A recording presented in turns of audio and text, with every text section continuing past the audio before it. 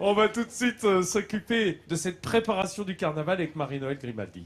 Oui, C'est important, c'est la période. C'est très important, c'est le moment le plus important tout simplement, hein, Vincent, dans l'année. Le carnaval, ça fait vibrer le cœur des Dunkerquois.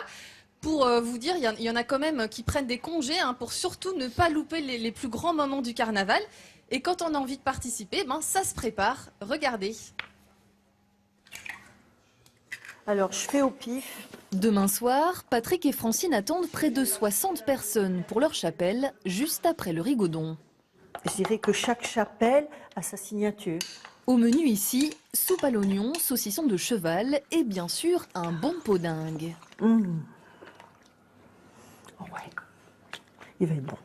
Le podingue à Dunkerque, c'est quand même, pour la chapelle, on peut ne pas en mettre, mais bon, c'est une faute de goût. Vous avez des chapeaux d'aviateur? Autre faute de goût, aller au carnaval sans cletch ni maquillage. Vous avez acheté quoi alors pour vous faire plaisir? Des rouges à lèvres pour mon fils. Il y a les bas qui se déchirent tout le temps, il y a 2-3 accessoires qui manquent. Il y a les boas, tout ça, ça fatigue, hein, surtout s'il y a des fois on fait un peu de chahut. Les commerçants du marché se sont donc adaptés et proposent pendant 3 mois des plumes, des chapeaux et des barésies fluo. Tous les ans, c'est de remplir les demandes étranges. Ouais. Tous les ans, on sort de plus en plus de couleurs et tous les ans, ils trouvent des couleurs qu'on n'a pas. Quoi. Ouais, il va falloir essayer. Hein. Chacun son truc pour séduire les carnavaleux. Enlève tout. Depuis 30 ans, Alain le pirate s'est spécialisé dans la fourrure.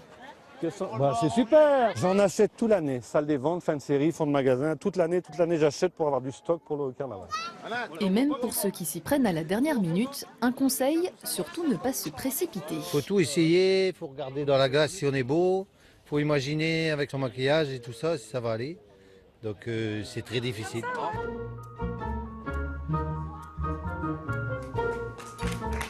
Ah, les enfants, ça promet, hein, on sent bien l'ambiance ici.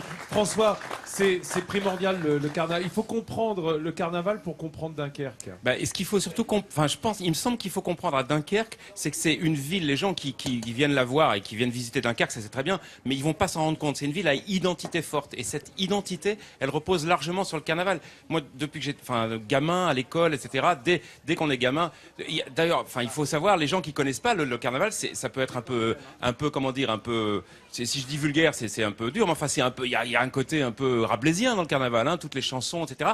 Et trivial. Un peu trivial, voilà, c'est ça, c'est le mot que je cherchais. Et tous les gamins à 8 ans, à 9 ans, etc. Ils chantent des trucs comme ça. Je me souviens à l'école, on chante au CE1, on chante, pardon, j'ai le droit ou pas? Enfin, vas-y, mets ton doigt, d'accord. On chante la grande chanson du carnaval, mets ton doigt dans le trou de mon cul, ça sent la rose, d'accord. On parlait de ça, voilà, d'accord. On chante, voilà, c'est très chic. Bon, je me souviens de ça à 8 ans. Moi, je chantais ça comme tous les gamins sans comprendre ce qu'il y avait de mal à ça. Et je me souviens d'une institutrice qui venait d'arriver, qui a failli tomber dans les pommes parce que voilà.